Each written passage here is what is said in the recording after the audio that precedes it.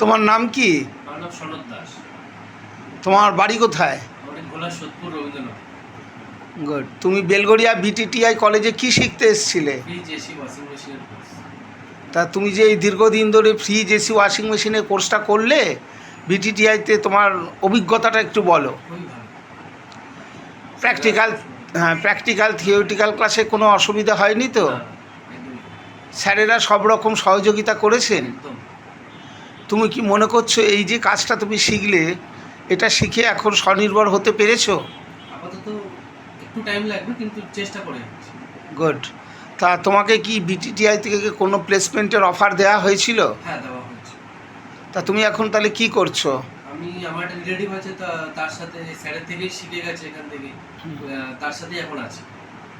Good. সুতরাং যে ট্রেনিংটা নিলে এটা প্র্যাকটিসে থাকতে হবে, এবং যখন যা অসুবিধা হবে আমাদের কলেজের সাথে তুমি যোগাযোগ রাখবে।